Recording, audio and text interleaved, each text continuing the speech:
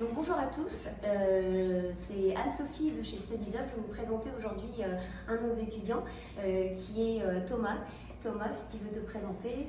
Bonjour à tous, du coup je m'appelle Thomas, je suis étudiant à l'IPAC Business School, donc au campus de Paris en programme grande école, et je suis donc ici à Toronto pour un programme de 12 semaines à l'ILAC Toronto.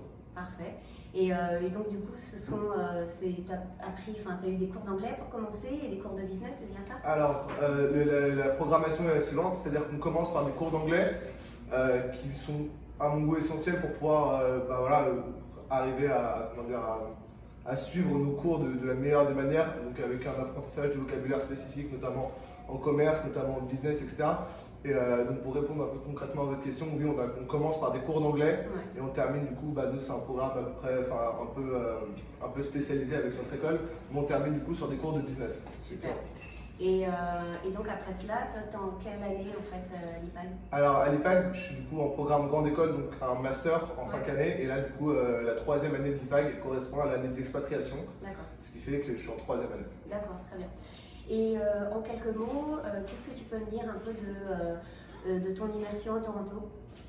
Alors l'immersion à Toronto, déjà elle m'a beaucoup appris sur moi-même, du fait de savoir se débrouiller un peu loin de sa famille, un peu loin de l'Europe, un peu loin de tout ça, avec des budgets qui sont parfois à respecter au centime près.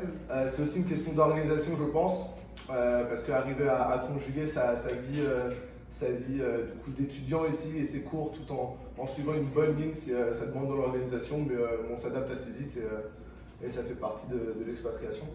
Et est-ce que c'était ta première expérience à l'étranger en termes d'études comme ça, avec l'IPAG? Alors j'ai eu la chance de partir au Costa Rica pendant 4 mois, donc de août à décembre. D'accord. Donc non, c'est pas ma première expérience, pour répondre à votre question. Voilà.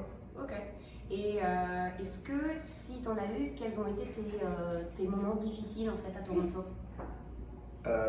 Alors les moments difficiles, je pense qu'ils sont liés peut-être à un manque d'organisation, c'est-à-dire que dès qu'on arrive dans une nouvelle ville, un nouvel environnement qu'on ne connaît pas forcément, qui est bon, même s'il est assez occidental du fait que ce soit assez urbanisé puisque c'est Toronto, voilà, il y a des moments où on s'organise peut-être un peu moins, on respecte moins ses budgets, du coup ça empiète un peu sur nos activités, sur les transports, sur plein de trucs à faire.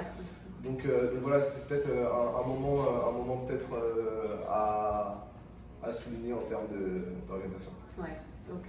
Vous vivez tous un peu ça, c'est vrai au début. C'est vrai, mais après voilà, l'adaptation elle est assez rapide, elle est assez naturelle aussi. Ok.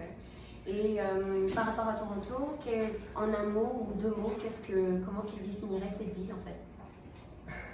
Comment je définirais Toronto?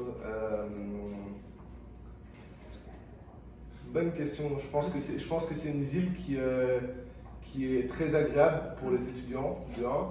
Je pense aussi que c'est une ville assez agréable à vivre sur les 2 saisons, été-hiver, mais que la transition n'est pas forcément facile à vivre. Donc entre l'hiver et l'été, on a un peu des jours gris, donc c'est un peu compliqué à vivre, mais après complètement faisable. Mais voilà, pour résumer, je pense que c'est une ville très agréable sur ces 2 saisons-là, parce que c'est quand même une très belle ville. Et c'est une ville qui te plaît, qui est agréable?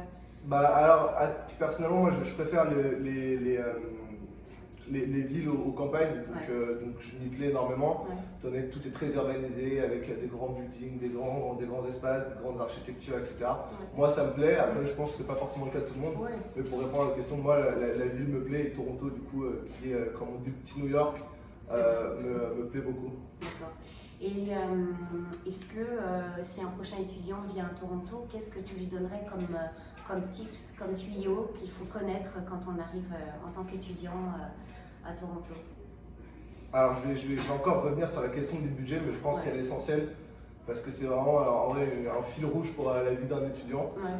De se fixer un budget et de se le fixer honnêtement, c'est-à-dire voilà, de vraiment respecter ses objectifs en plus, en termes de dépenses, etc.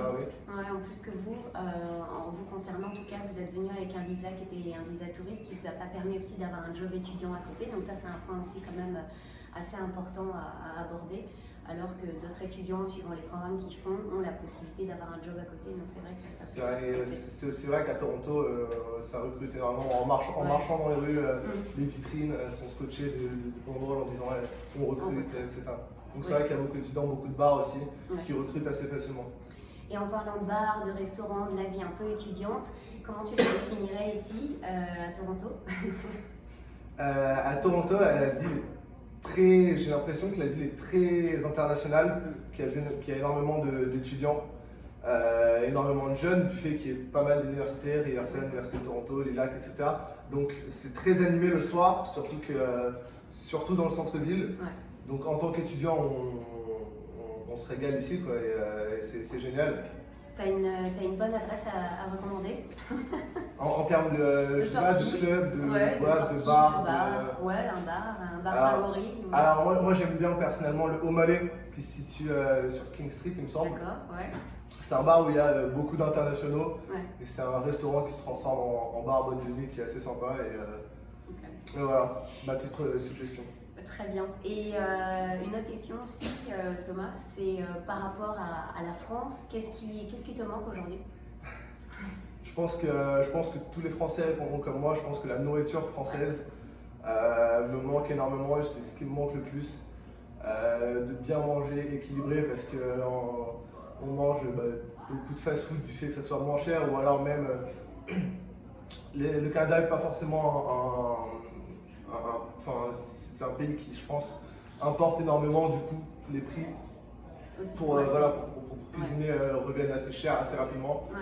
Donc voilà, pour répondre complètement à la question, je pense que la nourriture est quelque chose est la chose qui me manque le plus. Qui en te manque? France. Le fromage, la baguette, tout Le ça. fromage, la baguette et le jambon. Ok. Voilà. Bah écoute, un grand merci Thomas. Bah, de Merci rien, pour avec cette plaisir. interview et on se dit à très vite. Ciao! Au revoir.